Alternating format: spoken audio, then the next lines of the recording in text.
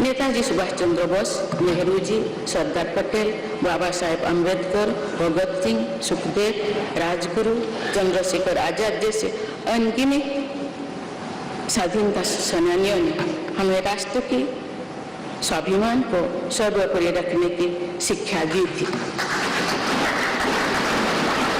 रानी लक्ष्मीबाई, रानी वेलु नाचियार, रानी गाईदिन्यू और रानी चेन्नम्मा जैसी अनेकों वीरांगनाओं ने राष्ट्र इच्छा और राष्ट्र निर्माण में नारी शक्ति की भूमिका को नई ऊर्जा दी है।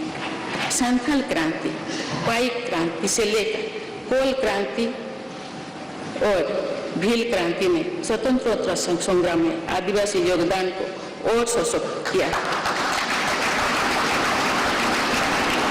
सामाजिक उत्थान एवं देश प्रेम के लिए धरती आबा भगवान बिरसा मुंडा जी के बलिदान से हमें प्रेरणा मिली थी। मुझे खुशी है कि आजादी की लड़ाई में जनजातीय समुदाय के योगदान को समर्पित अनेक म्यूजियम देश भर में बनवाया जा रहा है। देवियों और स्वजनों, एक संसदीय लोकतंत्र के रूप में 75 वर्ष में भारत ने प्रगति के संकल्प को सहभागिता एवं सर्वसम्मति से आगे बढ़ाया है। विविधताओं से भरे अपने देश में हम अनेक भाषा, धर्म, संप्रदाय, खान पान, रहन सहन, रीति रिवाजों का अपनाते हुए एक भारत श्रेष्ठ भारत के निर्माण में सक्रिय है। आजादी के 75वें वर्ष के अवसर पर आया है अमृतकाल। भारत के लिए नए संकल्पों का कालखंड है। आज मैं इस नए युग के स्वागत में अपने देश को नई सोच के साथ तत्पर और तैयार देख रही हूँ। भारत आज हर क्षेत्र में विकास का नया अध्याय जोड़ रहा है। कोरोना महामारी के वैश्विक संकट का सामना करने में भारत ने जिस तरह का सामर्थ्य दिखाया है, उसने पूरे विश्व में भारत की साख बढ़ाया है।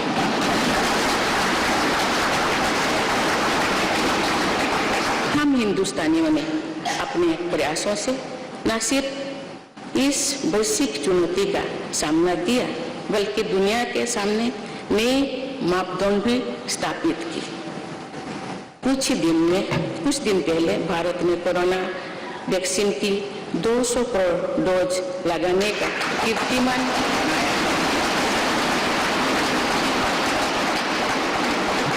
इस पूरी लड़ाई में भारत के लोगों ने जिस संयम, साहस और सहयोग का परिचय दिया, वो एक समाज के रूप में हमारी बढ़ती हुई शक्ति और संवेदनशीलता का प्रतीक है। भारत ने इन मुश्किल हालात में न केवल खुद को संभाला, बल्कि दुनिया की मदद भी की। कोरोना महामारी से बने माहौल में आज दुनिया भारत को नए विश्वास से देख रही है। दुनिया की आर्थिक स्थिरता के लिए, सप्लाई चेन की सुगमता के लिए और वैश्विक शांति के लिए दुनिया को भारत से बहुत उम्मीदें हैं। आगामी महीनों में भारत अपनी अध्यक्षता में G20 मेजबानी भी करने जा रही है।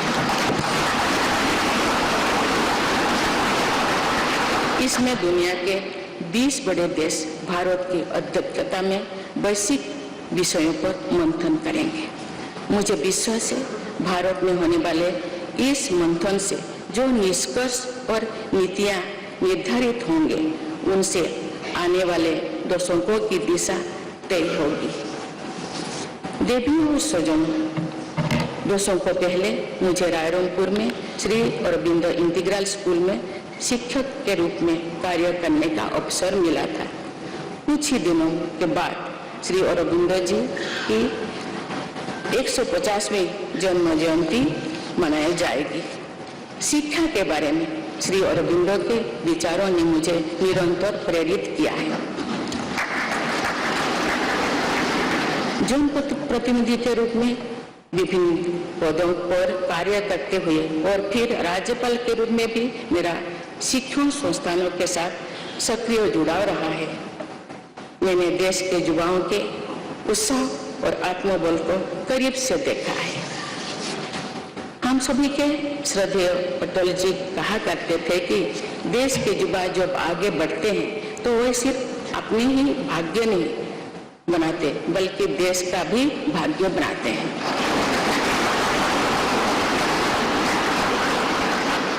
आज हम इसे सोच होते देख रहे हैं। वोकल फॉर लोकल से लेकर डिजिटल इंडिया तक हर क्षेत्र में आगे बढ़ रहा आज का भारत विश्व के साथ कदम से कदम मिलाकर औद्योगिक क्रांति 4.0 के लिए पूरी तरह भारत तैयार है। रिकॉर्ड संख्या में बन रहे स्टार्टअप्स में नए इनोवेशंस में दूर सुदूर क्षेत्रों में डिजिटल टेक्नोलॉजी की स्वीकार्यता में भारत के युवाओं की बड़ी भूमिका है। बीते वर्षों में भारत ने जिस तरह महिला सशक्तिकरण के लिए निर्णय लिए हैं, नीतियां बनाई गई है, इससे भी देश में एक नई शक्ति का संचार हुआ है। मैं चाहती हूँ कि हमारी सभी बहनें व बेटियां अधिक से अधिक सशक्त हो तथा वे देश के हर क्षेत्र में अपना योगदान बढ़ाती रहें। मैं अपने देश के युवाओं से कहना चाहती हूँ कि आप न केवल अपने भविष्य का निर्माण कर रहे हैं बल्कि भविष्य के भारत की नींव भी रख रहे हैं। देश के राष्ट्रपति के तौर पर मेरा हमेशा आपको पूरा सहयोग रहेगा। देवियों और सुजन विकास और प्रगतिशीलता का अर्थ निरंतर आगे बढ़ना होता है, लेकिन साथ ही अपने अतीत का ज्ञान भी उतना ही आवश्यक है। आज जब विश्व सस्टेनेबल प्लैनेट की बात कर रहे हैं तो उसमें भारत की प्राचीन परंपराओं, हमारे अतीत की सस्टेनेबल लाइफस्टाइल की भूमिका और बढ़ जाती है।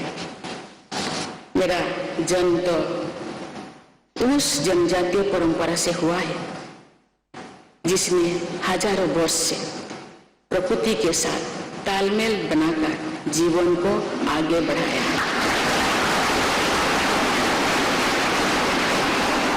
मैंने जंगल और जलाशयों के महत्व को अपने जीवन में महसूस किया है।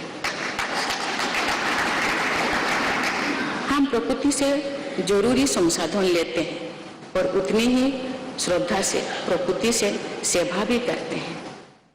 यहाँ संवेदनशीलता का आज वैश्विक अनिवार्यता बन गया है।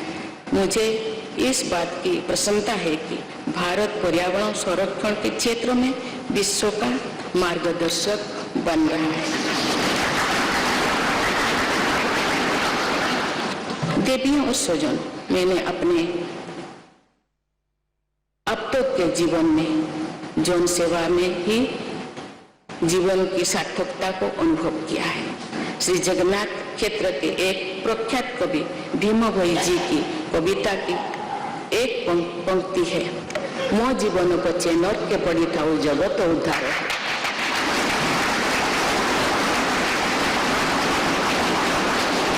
अर्थात अपने जीवन के हित और हित से बड़ा जगत कल्याण के लिए कार्य करना होता है।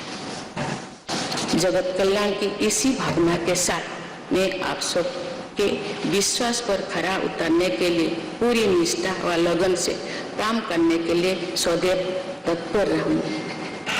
आइए हम सभी एकजुट होकर समर्पित भाव से कर्तव्य पथ पर आगे बढ़े तथा वैभवशाली व आत्मनिर्भर भारत का निर्माण करें।